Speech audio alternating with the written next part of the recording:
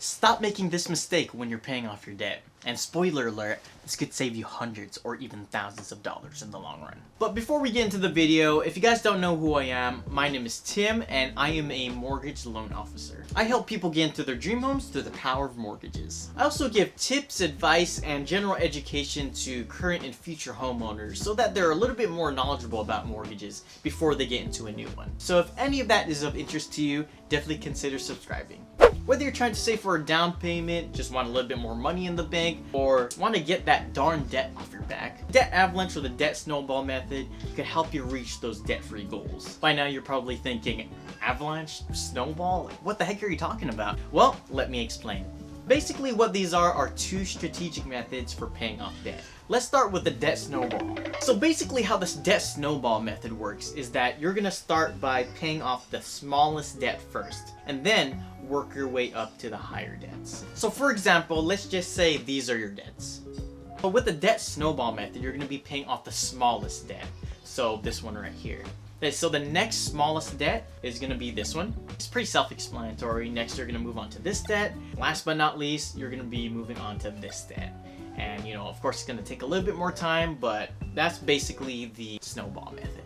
Here are a couple things about the snowball method. Compared to the Debt Avalanche method, the Debt Snowball method is going to be the slower and less efficient of the two. And between the two, this one is more motivating because the progress that you can see when you're paying off the debt. And just a fun fact, this method is actually promoted by Dave Ramsey and his team, so that definitely gives it a little bit of credibility.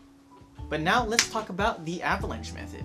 So how the Avalanche method works, instead of starting off with the debt with the lowest balance, you're actually going to tackle the debt with the highest interest rate first. So this one in this example.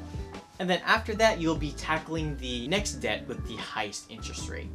So this one right here. And so on and so forth. So in this example, this one and then this one next. So initially you might be thinking that the Debt Avalanche method is a little bit less attractive, but actually it's going to be the faster and more effective method between the two. So another great thing about the Debt Avalanche method is that because you're attacking the highest interest rate first and then working your way down, you actually save more money in the long run. But yeah, that's pretty much the two strategic methods to paying off a lot of debt. Both have their pros and cons, and I can't really say if one is better than the other, but it's really up to the individual whether they go with one or the other. But as a bonus, I'll be adding one more method, and that is debt consolidation. So basically how debt consolidation works is that you're going to take a loan out on the equity of your home. You're going to use that loan to pay off the debts that you want paid off, and you're going to basically consolidate those debts together under one interest rate. And with the interest rates on credit cards, you could probably see how that can save you money. So instead of paying down a bunch of debts with a bunch of these different interest rates, you can consolidate all of them together and pay them all under one interest rate along with your mortgage. But yeah, that's pretty much all the methods that I have for you guys today. If you found this video helpful, definitely give it a like and also leave a comment below if you've tried any of these methods and what your experience was with them.